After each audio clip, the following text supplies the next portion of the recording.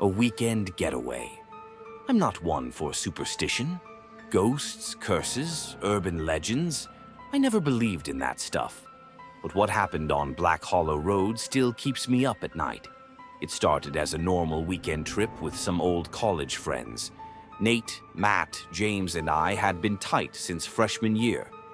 We all had stressful jobs now, so when Matt suggested renting a secluded cabin in the woods for a guy's getaway, we all agreed. Just us, some beer, and the great outdoors, Matt had said. No distractions. Sounded perfect, at least until we got there. The first red flag. The drive up was uneventful, just miles of winding forest roads. But as soon as we pulled onto Black Hollow Road, the air felt different. Maybe it was the way the trees leaned inward, blocking out the sunlight, or how the GPS glitched out, freezing on a static screen. Matt, who was driving, grumbled. "Great, no signal." "Relax, dude," James laughed. "We're supposed to be off the grid, remember?" The tension eased until we reached the cabin. It was old, weathered, and wrong. Not in a "this place is falling apart" way, more like something wasn't meant to be here. Something about the architecture, the placement of the windows, the too perfect silence of the forest. We should have left then, but we didn't. The first night, the inside was clean enough, but felt unlived in, like a stage set designed to look like a cabin. The furniture was old-fashioned, the wallpaper peeling slightly, and the air had a musty, unfamiliar smell. We found a single locked door in the hallway. No key, no label. Probably just a supply closet, Nate shrugged. We ignored it. We cracked open some beers, grilled steaks, and started sharing stories. But as the night wore on, I noticed something strange.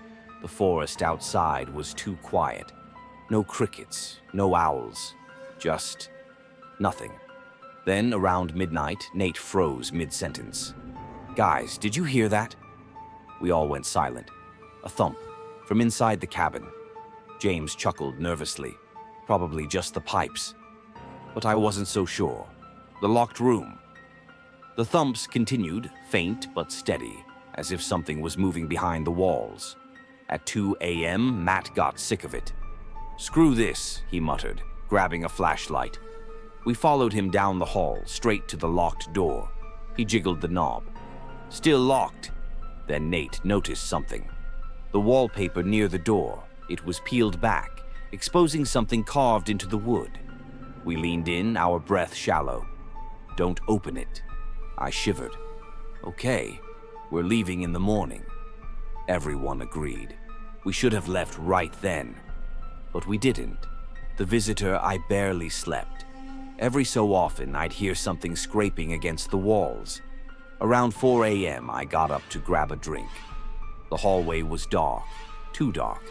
Then, from the corner of my eye, I saw a silhouette standing at the end of the hall. Tall, motionless, watching. I froze. My mind screamed, "No one else is awake." I turned on my phone flashlight. Nothing was there. But the cabin door, it was wide open. The trail of footprints. I woke the others up immediately. Matt cursed. "Who left the door open?" None of us had. Then James pointed outside. Footprints, leading from the forest and into our cabin. But the worst part, there were no footprints leaving. The basement. That was it. We packed up and got the hell out of there, or tried to.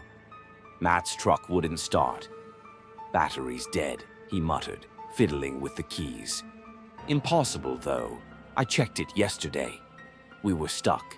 That's when Nate screamed. He was staring at the cabin window. We followed his gaze and saw it, a face pressed against the glass, smiling. But the skin was wrong. Too smooth, too stretched, like it wasn't meant to fit. We grabbed whatever we could as weapons and stormed back inside. The cabin was empty, except for one thing. The locked door was now open. What we found inside. We shouldn't have looked, but we did. It wasn't a closet, it was a staircase, leading down, The air was thick and putrid, filled with the scent of rotting wood and something else. We went down slowly, flashlights shaking. The basement was small, cramped, filled with old furniture. And in the center, a single wooden chair with rope, like someone had been tied there. Carved into the wall behind it, in deep, jagged slashes, were the words, "I am still here." I felt a chill race up my spine. Then James gasped. He pointed at something in the corner, a pile of clothing, torn, blood-stained, and fresh. I backed away, and that's when we heard it. A soft, rasping breath, right behind us. The escape we ran, tripping over ourselves, scrambling out of that hellhole. As we reached the top of the stairs, the door slammed shut behind us. We bolted for the front door and stopped. The truck was running, headlights on, and in the driver's seat, a figure facing away from us. Matt hesitated, then slowly stepped closer. "Hey, who are you?" The figure's head twitched, then impossibly it started turning all the way around.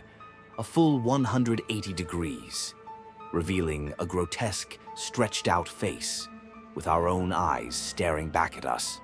We didn't think. We just ran. The aftermath. We didn't stop until we hit the main road, where a passing trucker picked us up. When we went back the next day with police, the cabin was gone. No foundation, no ruins, just trees, like it had never been there.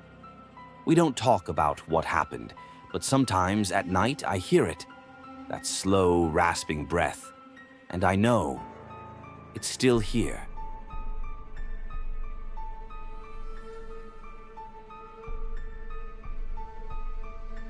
Spring break, getaway. Spring break was supposed to be a chill trip with my best friends, Nick, Sarah, and Jake. We were all juniors in college, exhausted from midterms, and needed a break from everything. Jake found us a cabin rental deep in the woods, far from the usual tourist traps. No Wi-Fi, no neighbors, no stress, he had said. Sounded perfect. The drive took longer than expected. We arrived just as the sun was setting, the dirt road barely wide enough for Jake's truck. The cabin was old but cozy, surrounded by tall trees that made it feel completely isolated. As soon as we got out of the truck, something felt off. The front door was already open. I stopped in my tracks. "Jake, didn't you say the owner left the key in a lockbox?" I asked. Jake frowned, stepping ahead cautiously. "Yeah, he did." He pushed the door open. Inside, everything looked normal. Kitchen, fireplace, furniture, no signs of a break-in. Maybe the wind had pushed the door open. That's what we told ourselves. The first night after unpacking, we settled in. We made a fire, had some beers, and joked around.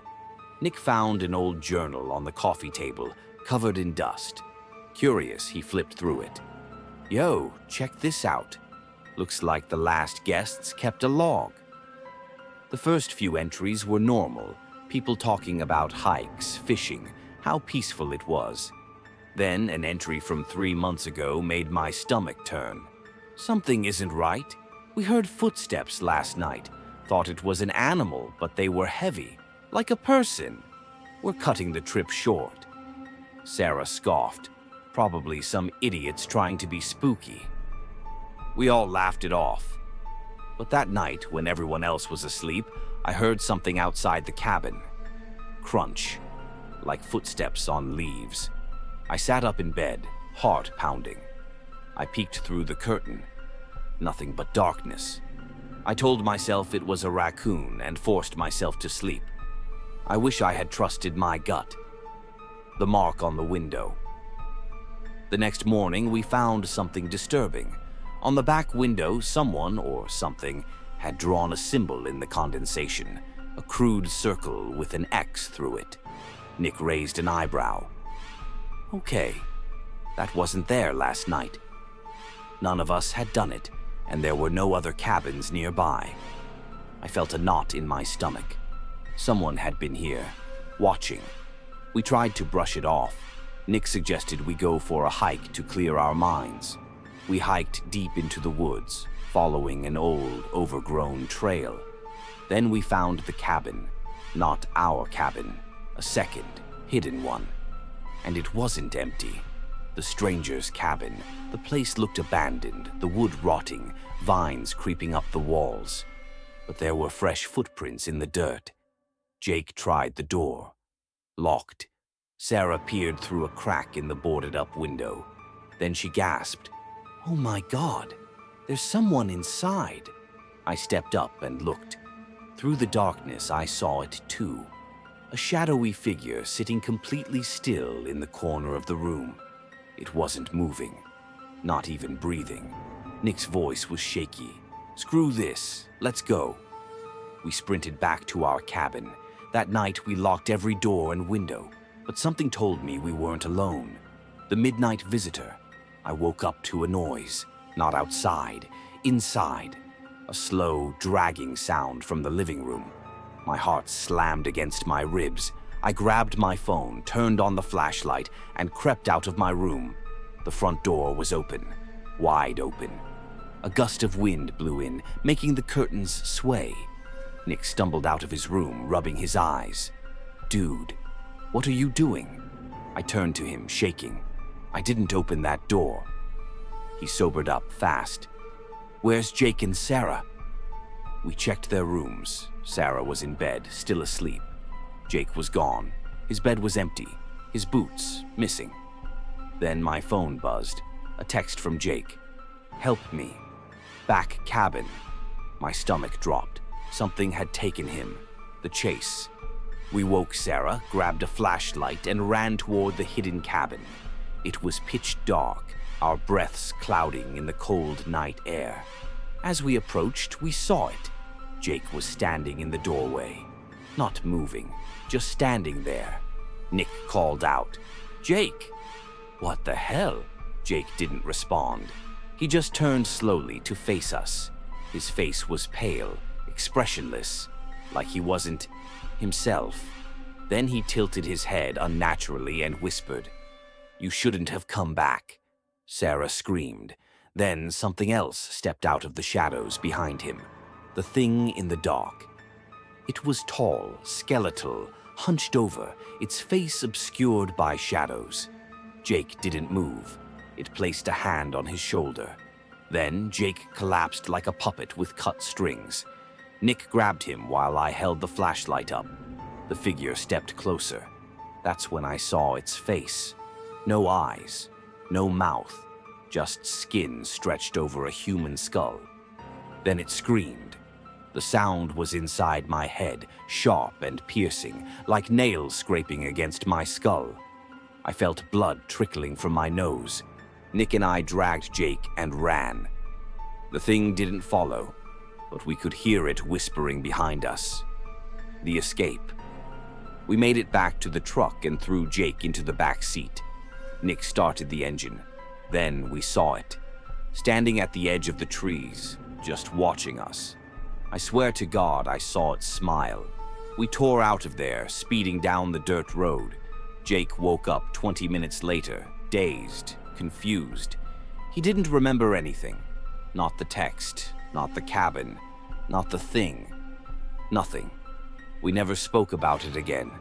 But sometimes at night, I hear that whisper, and I know. It followed us home.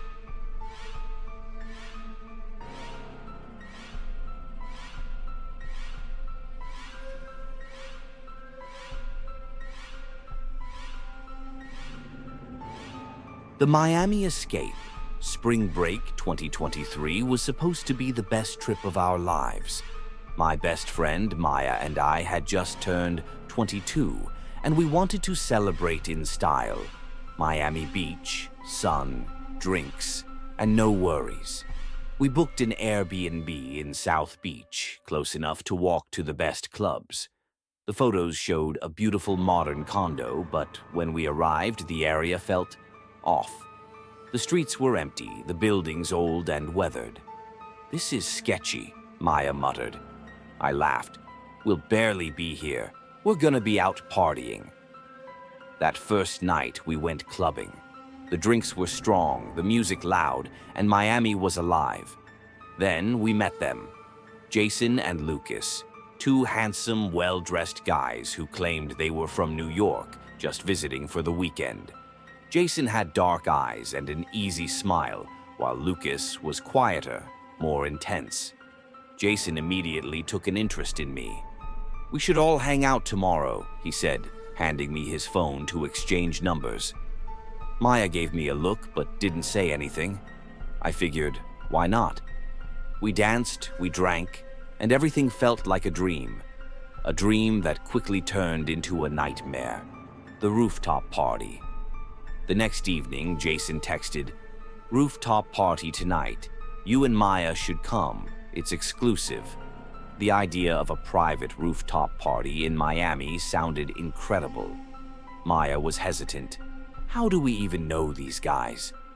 "They seemed cool last night," I said, "and we'll be together the whole time." Reluctantly, she agreed. The address led us to a fancy high-rise hotel, the kind with doormen and a valet. It eased Maya's worries. A sleek elevator took us to the 32nd floor, where the rooftop overlooked the glowing Miami skyline. Music thumped through hidden speakers, and a small crowd of people mingled around an infinity pool. But something was off. There was no bartender, no staff. Just Jason, Lucas, and about 6 other men, and only 2 other girls besides us. Maya whispered, "This doesn't feel right." "Relax," Jason said smoothly. "Drink?" I took a sip of my tequila soda. Everything blurred. The disappearance one moment, I was on the rooftop. The next, I was somewhere else. Dark, cold, my head pounded. My mouth was dry. Where was I?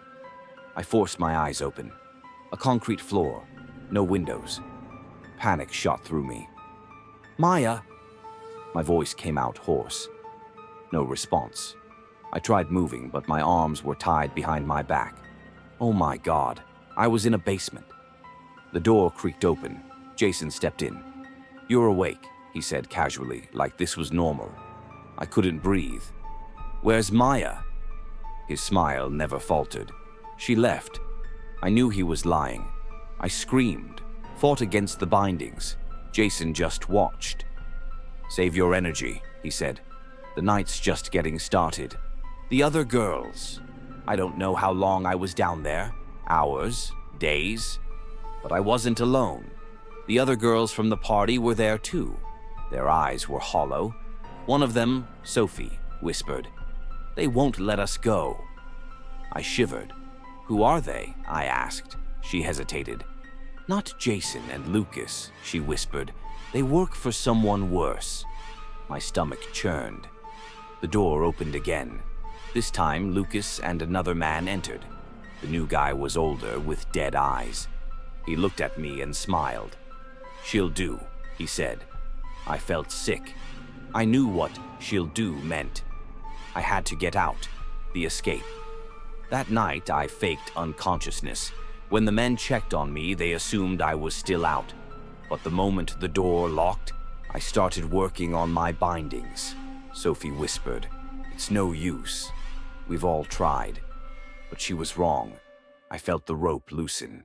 I freed my hands, then I freed Sophie. The other girl, too.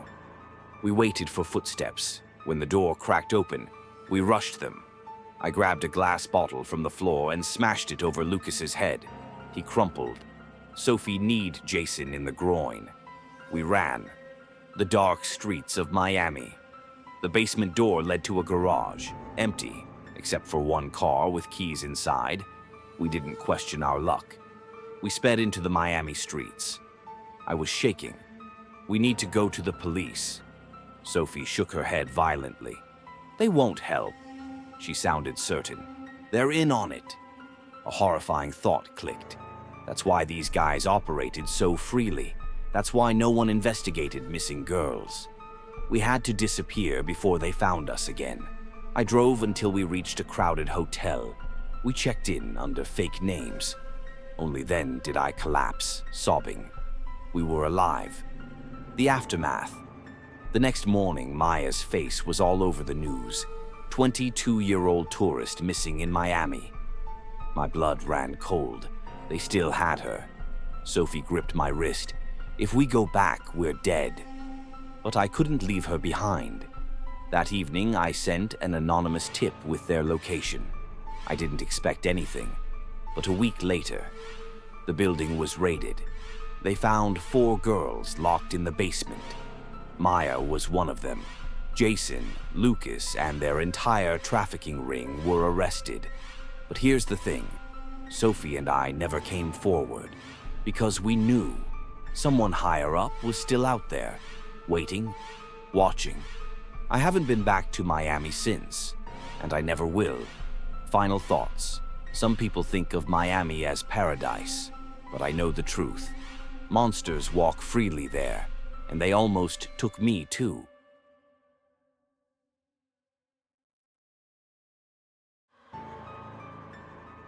The road trip. Spring break had finally arrived. For months, Rachel and Mia had been planning their road trip. 2 best friends, desperate for a break from college stress. Neither of them could afford a luxury vacation, so they settled on something cheaper, a road trip down the East Coast. The plan was simple: cheap motels, small towns, and lots of adventure. They left in the afternoon, windows down, music blasting. The drive was long but fun, and as the sun began to set, they realized they needed a place to crash for the night. "Let's find a motel," Mia suggested. "Something cheap, but not too sketchy." Rachel agreed. She pulled out her phone and found a small roadside motel about 20 minutes away. Sunset Inn. The pictures looked fine. Nothing fancy, just a regular old motel. "Looks decent," Rachel said. "And it's cheap." Mia smirked. "As long as it doesn't come with free roaches." They both laughed, unaware that this night would be the worst of their lives. Room 106. The Sunset Inn was exactly what they expected. Old, faded neon lights, a barely occupied parking lot, and a front desk clerk who looked like he hadn't slept in years. Rachel checked them in while Mia grabbed their bags.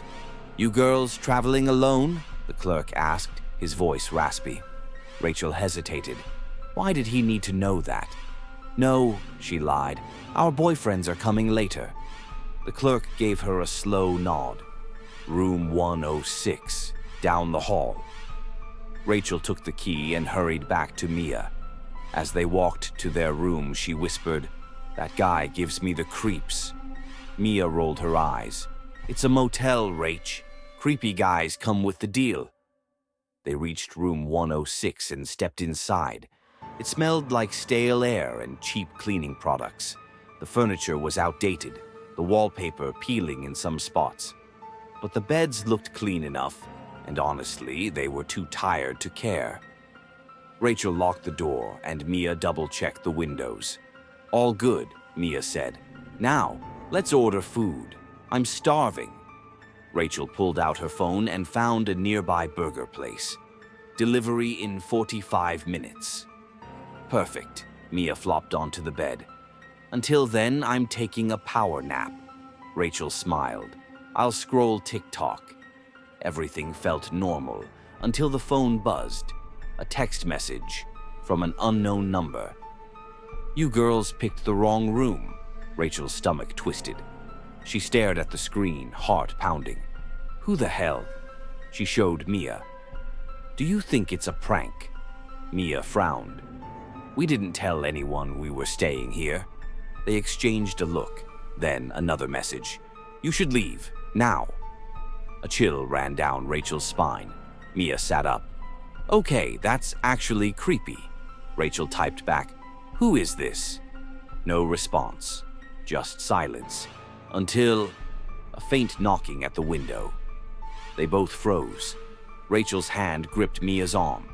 "Did you hear that?" Another knock. This time, louder.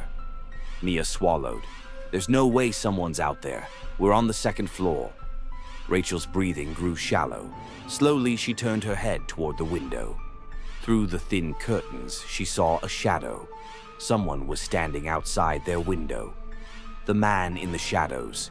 Rachel's blood turned to ice. The shadow didn't move, just stood there. Mia grabbed Rachel's arm. "We are not checking.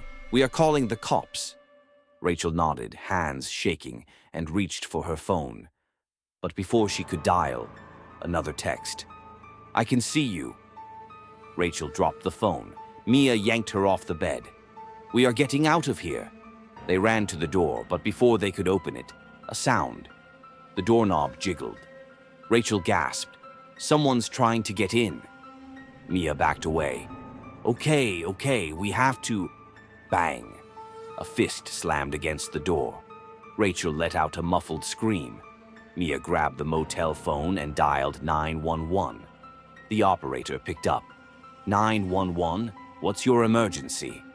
"Someone's trying to break into our room," Mia whispered frantically. "Stay on the line, officers are on the way." Then a loud creak. Rachel's eyes snapped to the closet. The door was open. But hadn't it been closed when they arrived? Her stomach dropped. And that's when she saw it.